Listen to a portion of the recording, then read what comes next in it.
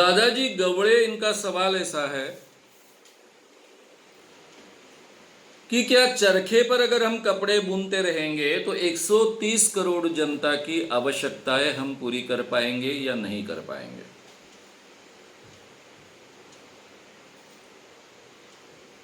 आज भारत में कम से कम जो सरकारी आंकड़ा है 4 करोड़ लोग बेकार हैं, बेरोजगार हैं। यह आंकड़ा झूठा है। कम से कम इससे 2.5 से 3 गुना लोग बेरोजगार है भारत में।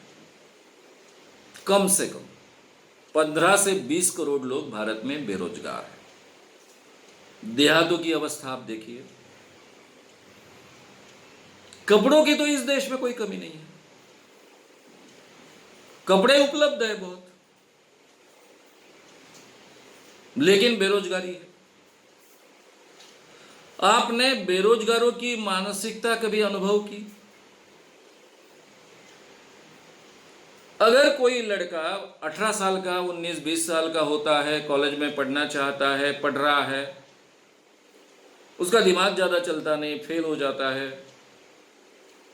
या फिर पढ़ता है, ग्रेजुएशन होता है, उसको नौकरी नहीं मिलती है, खेत में काम करना भी उसको अपमानजनक लगता है, उसके माता पिता को भी अपमानजनक लगता है कि मेरा बेटा ग्रेजुएट हुआ फिर भी खेत में काम कर रहा है, लेकिन खेत में तो काम उपलब्ध नहीं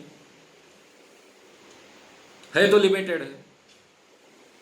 गांव में दूसरे कोई रोजगार बचे नहीं है। तो ये बेरोजगारों की फौज जो बड़े पैमाने पर पैदा हुई, उससे समाज पर क्या परिणाम होता है? समाज तहस नहस होता है। तो हमने बड़े बड़े यंत्र लगाए, किस लिए लगाए?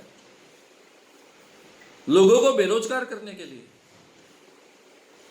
इसलिए ग्राम स्वराज्य की कल्पना में सबसे पहले गांधी जी कहते हैं कि हर व्यक्ति को सम्मान से जीने का अधिकार होना चाहिए, यानी खुद के बलबूते पर जीने का अधिकार होना चाहिए, उसको सम्मान प्राप्त होता है।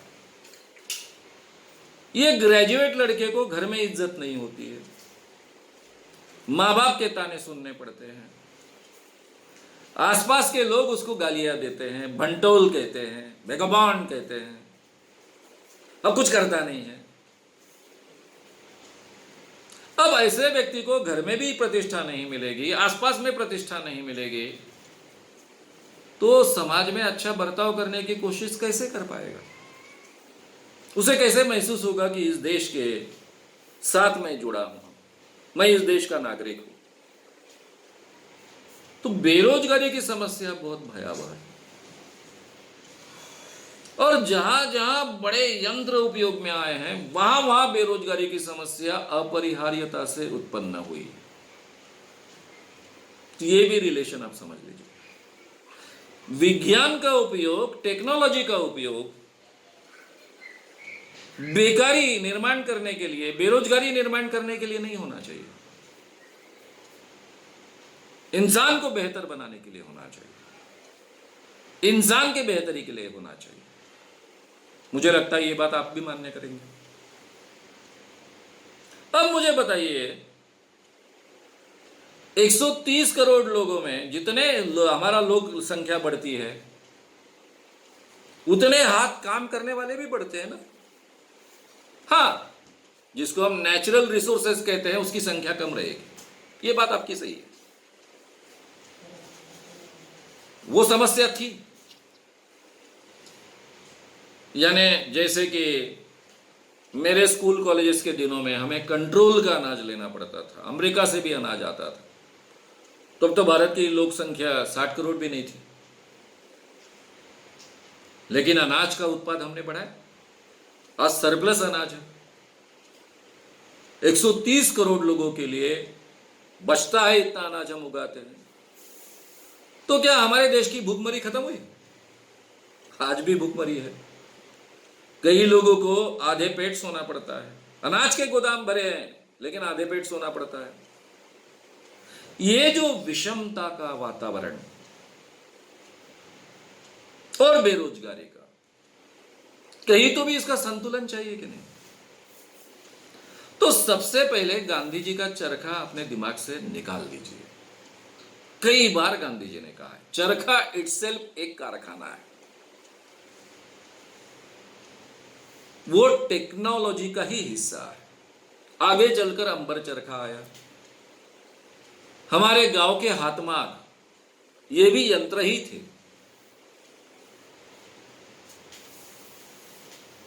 हम जो देहात में हल चलाते हैं, ये हल भी एक यंत्र ही होता है। हम हाथ से खोदते नहीं बैठते। तो ये टेक्नोलॉजी है। तो कौन सी टेक्नोलॉजी हमने किस काम के लिए उपयोग में लानी चाहिए, इसका संतुलन हमें रखना होगा। तो इसलिए हमें ये देखना पड़ेगा।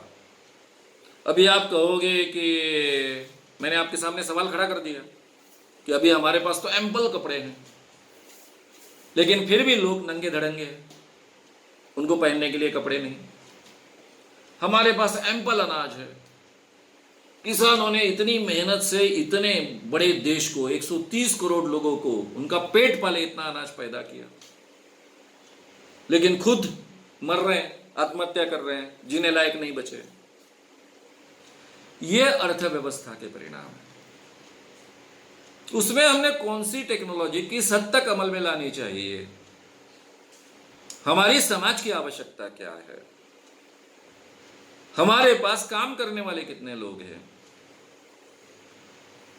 इन सब चीजों पर निर्भर होता है। इसी को नियोजन करना कहते हैं। तो ठीक है ना, चरखे से अंबर चरखा करो, हाथमाग करो, पावरलूम्स करो, लेकिन हर एक को काम मिले ऐसी तो व्यवस्था करो। हर एक को सम्मान से जीने के लिए अवसर मिले ऐसी तो व्यवस्था करो। मुझे लगता है इस बारे में आपके मन में कोई भी दुविधा नहीं होगी। आप इस बात को स्वीकारोगे। और यही बात गांधी जी कह रहे थे अपने ग्राम स्वराज में। उनका कोई चरखे का आग्रह नहीं था, कभी नहीं था। अगर आपको ये वीडियो पसंद आया हो तो उसे ज़रूर लाइक करें, लोगों में ये अवेयरनेस फैलाने में हमारी मदद करें। वीडियो को ज़रूर शेयर भी करें। तो हमारे YouTube चैनल शाम मानो को विज़िट करें। ऐसे सारे वीडियोस का आनंद लेने के लिए हमारे चैनल को सब्सक्राइब करें। उसके लिए सब्सक्राइब बटन दबाएं।